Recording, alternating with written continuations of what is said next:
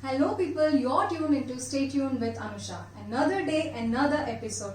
Today I welcome you for the episode of Bengaluru's Travel Companion. Travel Companion because you've been traveling almost every day for over a decade with this voice in Namma Metro. So by now you might already know him, so let's welcome our special guest, a famous voiceover artist of Karnataka, Mr. Badekkila Pradeep. Welcome to Stay Tuned with Anusha. Thank you so much. I'm really excited to be here.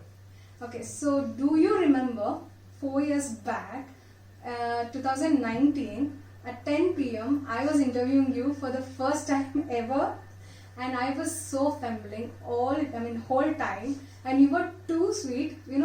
I had this audacity. I was like, I don't know anything about you. Can you tell something about you so that it will be helpful for the interview? And you were really too cool about it. You sat, you gisted about yourself, and I was trembling while asking questions. You're like, okay, that's okay, take your time. So when you reframed the sentence and gave it to me, I don't know if you remember it or not. Not quite sure how much I remember, but yeah, I vaguely remember the encounter. So I think, it's been a while since it happened. Yeah.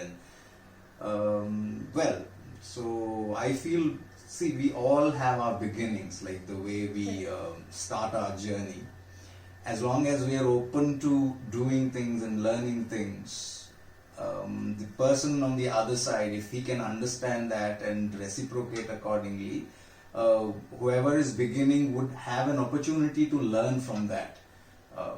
But not everyone probably does that. But I feel every time I see someone beginning something, in whatever they do, I see myself in them, because I have also started, in a very humble way, in a very small way, and not that I've become like a huge success or something, but yeah, with whatever I've been able to do so far in the last couple of years, it is all about the attitude towards what you do, right? So, it's all about being open to learning things and doing new things, and that's what I think it was all about.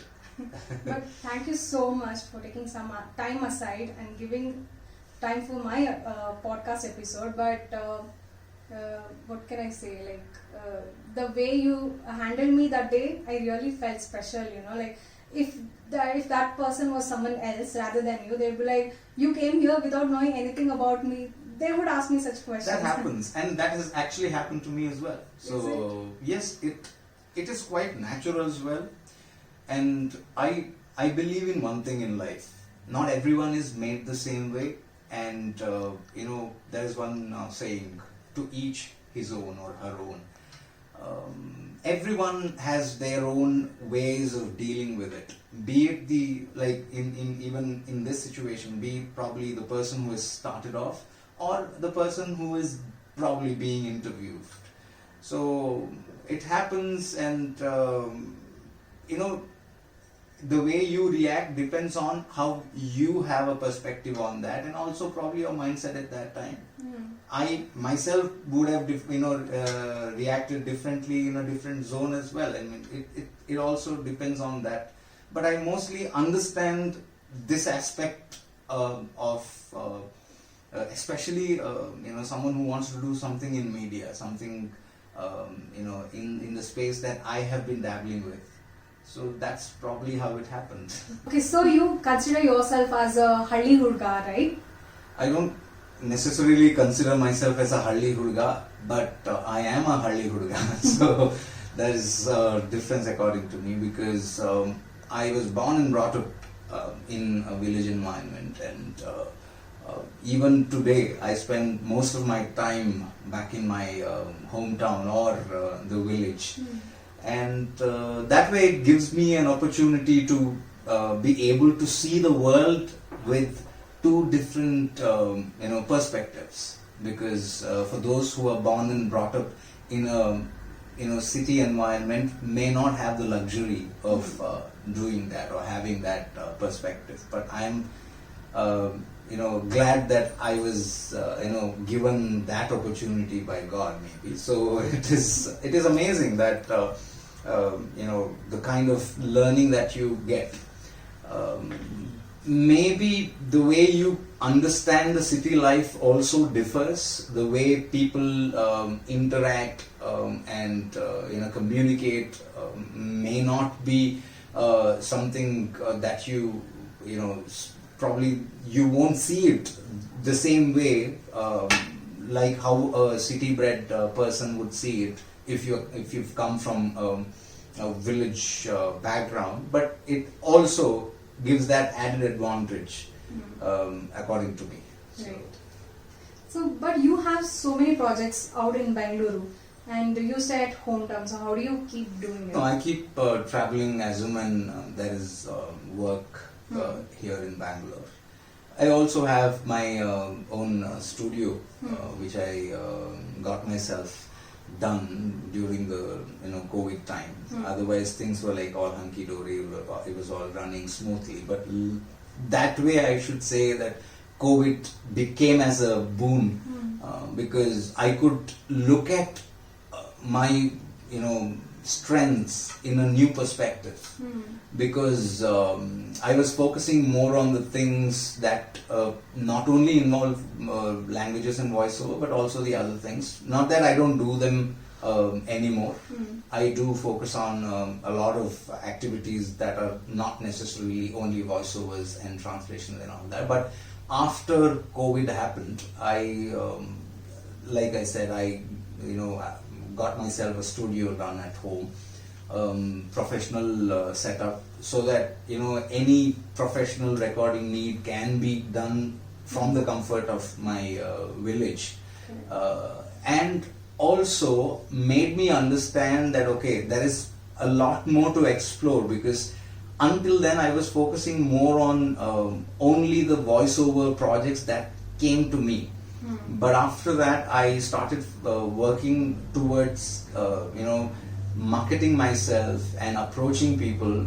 That also helped me in setting up my company, which I set up in August 2021. So it's going to be almost 2 years, where we deal with translations, voiceovers and dubbing. Not only my voiceovers or the work that I do, but we also take up projects in multiple languages. I myself am a multilingual voice artist, as you might know.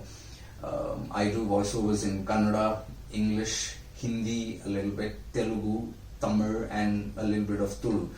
Mostly Kannada, English and Telugu. But I felt that there is also a possibility that I can connect a lot of other artists that I am connected with and take up projects and collaborate with them, and we handle all these translation and voiceovers or dubbing projects as and when there is a requirement that comes up.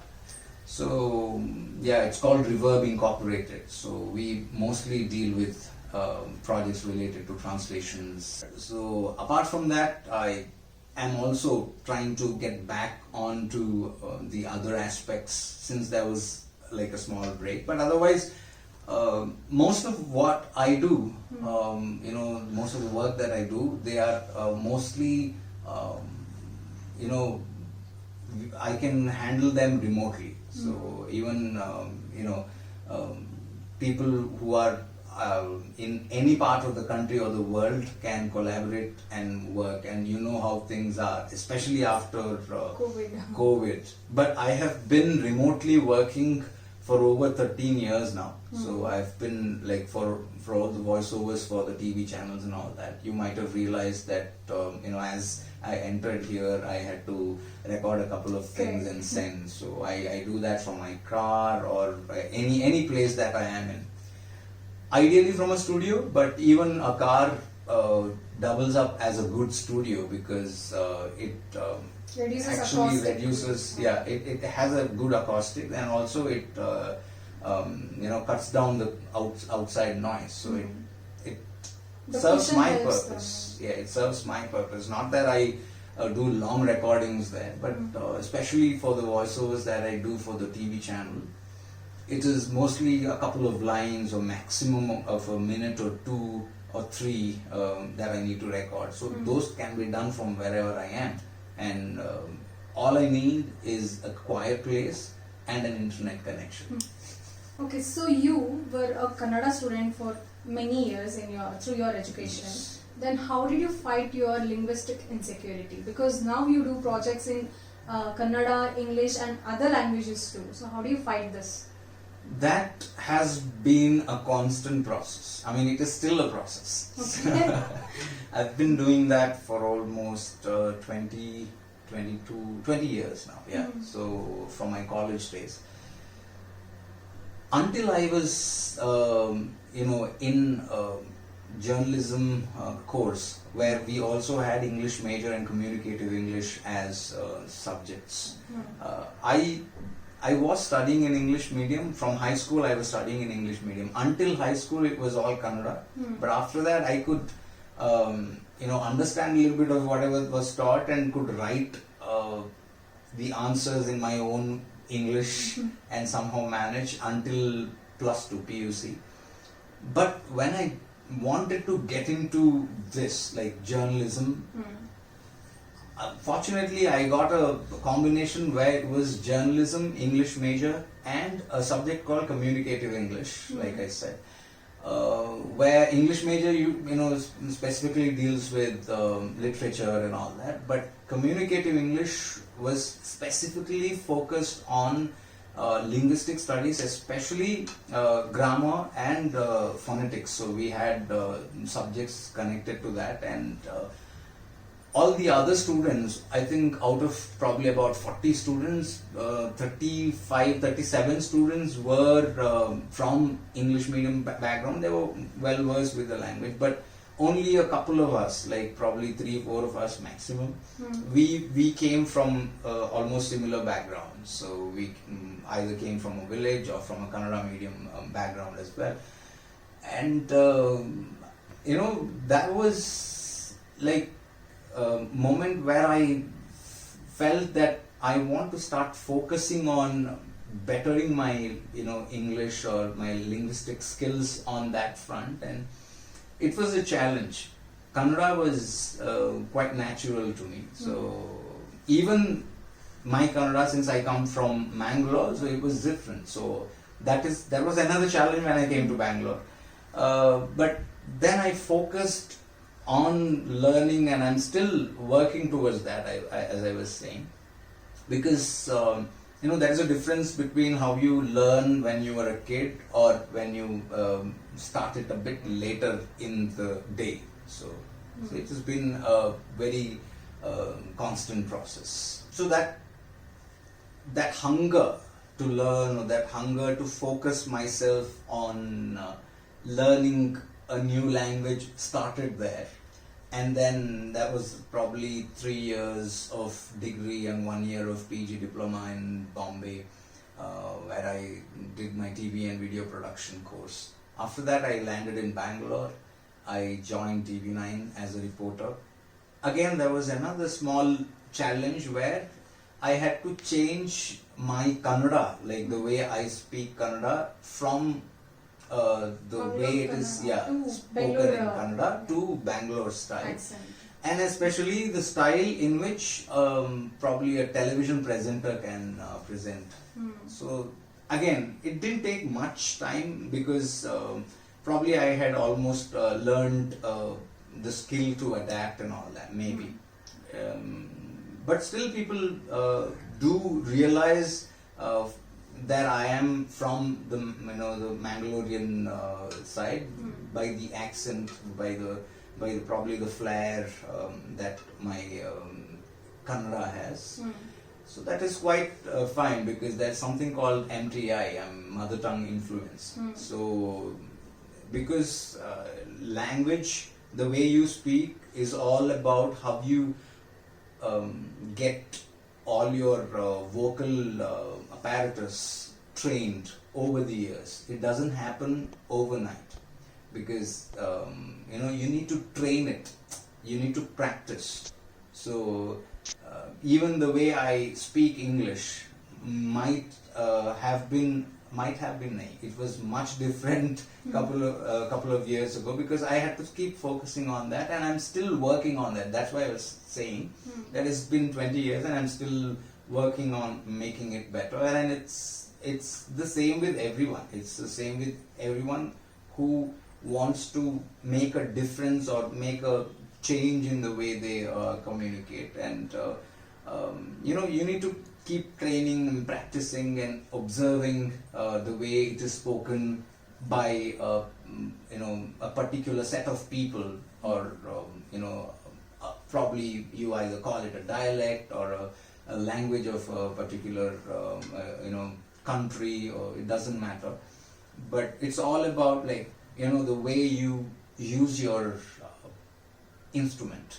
So it's ultimately an instrument, and you play different languages. I feel every language has its own tune, and the way it is moving, the way it moves up or down. It's all about observing and constantly working towards imitating and bringing that into your system and making it yours. So it's the same for a child as well. If you observe, the child keeps observing the people around, and if they are very abusive, and if the people around the kid, they pick up that slang and the language. You would have seen these viral videos where these kids keep shouting and all that. It's quite that. And it might not be the same with the other kid who grows up in a very quiet environment and all that. So this goes the same with languages. So it's all about focusing and making sure that you are constantly at it. So you didn't start your career as a voiceover artist straight away, right? So you were a reporter first, and then you were into acting and modeling for a while, and sideways you became a voiceover artist. So how did you get the job role? Who decided even then? God. So it was never in my hands or my mind that I wanted to become a voice artist, especially since even though I was a journalism student, the focus was never on something like voiceovers as a career option. So that was one of the reasons. But voiceovers per se, I started doing from my first full-time job at TV9 itself. So since I was lucky enough to be in the launch team as well, that was one of the reasons. So we were trained in almost all the aspects of news presentation at TV9, because we were taught how to write scripts or go out and report or edit the scripts or do voiceovers or anchoring and reporting live or giving P2C, piece to camera, all that. And I even handled camera while I was in TV9 when I went abroad and all that. So we could pick up things and learn each and everything, because it was like a learning atmosphere. So that way it happened very organically. So we were all made to learn all that. And probably if you observe, there are a lot of people who have come from that team who have been able to do a lot of different interesting and good things in their lives, mainly because they're trained that way. And only training is not enough. You need to have the acumen, and you need to have that perseverance to make sure that you keep at it and make sure that you deliver. And get the hold on your pronunciation. Yeah, so that is also that. I was told to do a small bit for the channel when the channel got its first advertisement. So doing the voiceovers for reporting and all, it became mechanical and normal for everyone, and not everyone picked up. So not everyone was a voice artist. So their intention was to make sure that every reporter and anchor can and should do voiceovers. But unfortunately, not everyone picked it up. Some of us did, and it actually was stemmed from the idea what probably an international journalist would do, or a national some of the national television channel journalists do. So that's what they try to do. But some of us picked it up from there, and I was lucky enough that I could pick it up. What skills do you think that you imbibed that helped you for you to be here today? See, I have a very broader perspective about this, so let's deal with that. That probably would be the answer for this question as well, is that whatever we are, we humans are, is out of the experiences that we gather every day. Good or bad, or big or small, it doesn't matter. It's like a rolling stone, it keeps gathering Keeps things, getting bigger and bigger. getting bigger. Even in terms of my career, a lot of things that came in my way, like probably how my Tamil acting opportunity, that let me that gave me an opportunity to learn the language. And I, instead of just becoming another actor who can also do acting in Tamil, take prompts, because it was not like learning the dialogues and delivering it. Someone would prompt it, and we just had to enact it with the mouth movement and all that, lip movement. I made it a point, I put in that effort to learn the language. I can read Tamil to a certain extent, slowly. But that was like the added thing, So I could have just gone there, become like I was a hero, so I could have like just act in the scenes and come back. But this gave me an opportunity. I did a lot of voiceovers in Tamil. I don't do a lot of voiceovers in Tamil as compared to Kannada, English and Telugu. Even though I can't speak Telugu, I can read it like smoothly, and I can somehow manage to get the accent and the flow for a voiceover. I feel that is how it is. Like, you need to be able to learn from things. I recently was having a conversation with someone really older to me, but he was like, hey, look, I'm older to you and I have seen life, I've had more experience. I simply told him very humbly, I told him, don't mind me saying this, I might be younger to you. I'm not saying I know or I have learned, but it's all about what you learn out of the experiences that you have, instead of the number of experiences that you have had in your life. Again, it comes back to your first question. It's all about being able to learn and being open to learning. So I've been a learner, I've been a student of life. That's great to hear. There is one more thing that I keep saying. Somebody is like, how was your struggling days? I said, like, I don't call it struggling days. I say those are like my learning days. So that is the Nice way to put change in perspective, change in the way you look at it. It makes a lot of difference. So you gain massive attention towards you when you gave voiceovers for Pyate Udge Halli Life and Namma Metro and Bigg Boss, the timing thing was. So how did people approach you after that? See, I have been a part of Kannada Entertainment Television Channel since 2009. 2008 and 9. So I was first promo chief with Star Suvarna.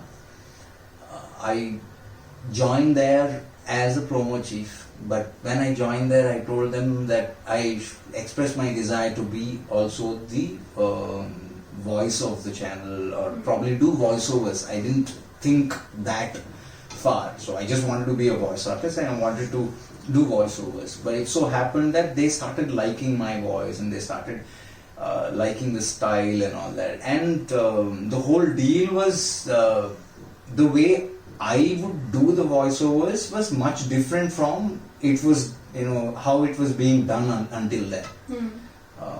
So initially there was a little bit of friction, but later it caught the people's attention and people started liking. With examples like probably, if it was being told as, like I'm talking about 14 years ago, I mean, people might not even remember how it was being done before that. So like, I don't subscribe to the idea of doing the voiceovers like in a singy-songy way. I want it to be a bit straightforward with a little bit of style to it and expression to it. So that's how I deal with it. And it was not very intentional in the beginning. It was quite probably natural. I don't know if you know the usage of the word called manodharma in singing. There is something called manodharma for a singer. Because there are a lot of kids who sing really well because it comes from within. So for me probably it was that. So it was like Somvaradinda Shukravara Ratri 9 gantege. So it was the usual style. But I started, it was my own style. I mean, for example with TV it was like E Karyakamada Saha Prayojakaru. So it still runs about 16, 17 years. But with the entertainment channels, they're like, for example, like, Pyate Hudigi Harli Life, Somvaradinda Shukravara, Ratri, 8 gantege. So I wanted to give that, finesse, and I wanted to give that stylish edge to it. And instead of pronouncing English in a Kannada way, I wanted to pronounce them in the way English is spoken, like English is pronounced, and not necessarily exactly how they speak, but at least more widely accepted way. Like the vintage headlines reading, like that. It was, say for example, it was like Suvarna Film Awards 2011. The nominees are. So it was like that, the announcer style. Instead of Suvarna Film Awards 2011. So instead of that, I wanted to try that out, and it became a hit. It became widely acceptable mainly because it was new and it was fresh. Probably, this is what I assume. And I've been grateful to God. God has been kind that it still is being accepted. Yeah, so the most famous one, like you said, is like Namma Metro and Bigg Boss. So Namma Metro goes like, the next station is Indira Nagar and the doors will open on the left. Please mind the gap while deboarding. So that is how it is. And other than that, Bigg Boss, I do the narrator's voice. I am someone who keeps tab of what's happening there and connects with the people, and also the one who tells the time on the show. There is one more voice that is called the commanding voice, which we are not supposed to and we are not allowed to divulge. Yeah. And even I was not someone who went about telling that okay, I am doing the Bigg Boss voice. It somehow happened. Somehow people started talking about it, and somebody started. Somebody called me in for an interview. I didn't have a clue that they had called me for that interview, so they started asking only questions only about Bigg Boss, and that became a big thing. And it's been a couple of years. People know now, 3-4 years. But yeah, out of the 9 seasons that have gone on air, I've done the narrator's voice for 8 seasons. So except for one which was not on aired on our channel. Yeah. So it goes like Dina 25 Madhyana 3:15 ಇಲ್ಲಿ ಅನುಷಾ ಅವರು Badekkila Pradeep ಜೊತೆ ಮಾತಾಡ್ತಿದ್ದಾರೆ. So if you observe there, I keep telling, okay, if there is a conversation happening, ಇಲ್ಲಿ ನಿನ್ನೆ ನಡೆದ ಗಲಾಟೆ ಬಗ್ಗೆ ಇವರಿಬ್ಬರು ಚರ್ಚೆ ಮಾಡ್ತಿದ್ದಾರೆ. Or there is one more very important aspect where we sum up the whole thing and give a perspective and leave it at that, so that people can expect or Get more intense into that. yeah, and also look forward to the next episode at the end of the episode, which it's like, you know, ಇಂದು ನಡೆದಿದ್ದರ ಬಗ್ಗೆ ಯೋಚನೆ ಮಾಡದೆ ನಾಳೆ ಏನು ಸಿಗಲಿದೆ ಅನ್ನೋದನ್ನ ಚಿಂತೆ ಮಾಡಿ ಅಂತ ಹೇಳ್ತಿದ್ದಾರೆ Bigg Boss. So that is somehow become iconic. So that is thing. I mean, I told a random sentence, but it usually refers to something that was happens your there. whole idea? No, it is definitely not my idea. I'm just the voice. I don't usually involve myself in the creative aspects there, though I do other creative thing personally. I am a writer. I do a little bit of lyrics or concepts and all that, but there it is entirely the team's effort. I just do my job. As you would have observed, I get the script, I record and send it. Yeah. So are you giving voiceovers for upcoming stations in Namma Metro? Not quite sure how to answer that. Though when I recorded initially, I had recorded for almost, I think, 45 stations then. I'm not quite sure how many stations are operational right now. I think there are more faces that are coming anyway, and new stations are being added. But there have been changes to the names as well, as and when there was a requirement. Those are actually replaced by someone else's voice as well. No one has approached me so far, but yeah, I don't know what's going to happen next.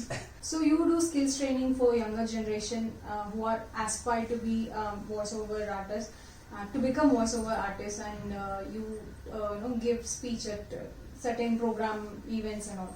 So how do you approach, and what exactly you teach them? Like, this is the important skill, or this is what you have to do. Well, see, my approach is totally different from the usual approach, and we, from my company, we run something called Skill Up with Badekkila Pradeep, where we focus mainly on skilling up the students or any aspiring anchor or a voice artist, or anyone for that matter. We focus more on personality development in a way that they can present themselves better.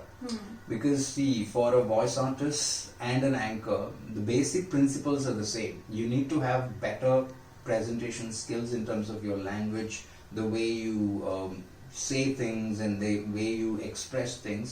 The only difference between the voice artist and an anchor is like the anchor's voice is also audible along with their face is being seen. So that means they need to appear better. They need to express better in terms of their physical and facial expressions and all that. So we focus on that along with giving them tips about how to improve language skills, like linguistics skills. Almost everyone, even though they know the language well, they don't know how to be better in terms of their pronunciation and in terms of their stressing particular word or aspect of sentence and all that. Those elements are usually highlighted. It's mostly like a personality development focused towards language and anchoring skills. So you gave voiceover for Namma Metro, and you didn't get payment even to today. What went wrong? No, that was, see, I casually mentioned that I didn't get paid for that. Not anything to do with the Metro guys. I mean, I'm not pinning the blame or something like that. It so happens that all these recordings happen from a studio, and the studio that was commissioned to do that, by the time the payment was getting processed and all that studio got shut down. So that way I didn't get my payment, and that's not an issue at all.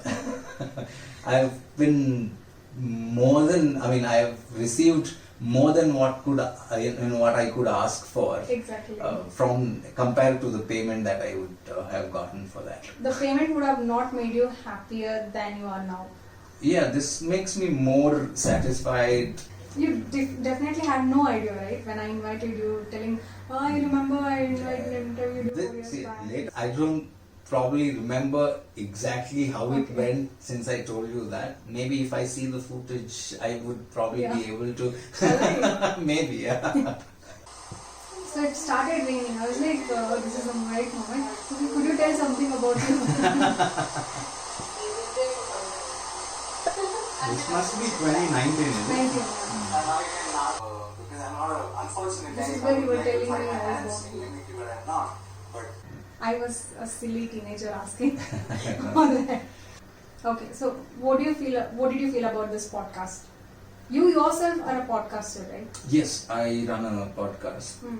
2 podcasts to be precise. There are like 1 episode each per week. Hmm. So for Udayawani group, so that's a different aspect and way to deal with things. It is more of a like a one-sided conversation instead of interaction or interview. It has been a fun experience reliving my process or my journey, and some of the interviews are more formal or more limited in terms of dealing with the topics and all that. Here I could have a casual conversation with you, so it was more like a very homely atmosphere and conversation. It was fun. Badekkila Pradeep, thank you for your presence even during such hectic day, and thank you so much for being here.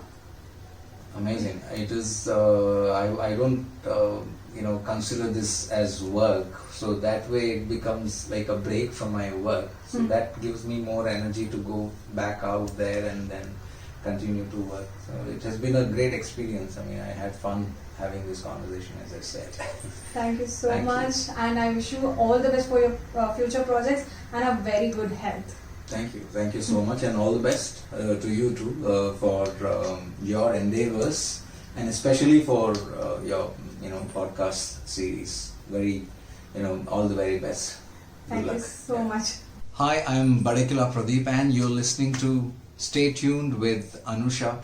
And don't forget to subscribe, follow, and like Stay Tuned with Anusha.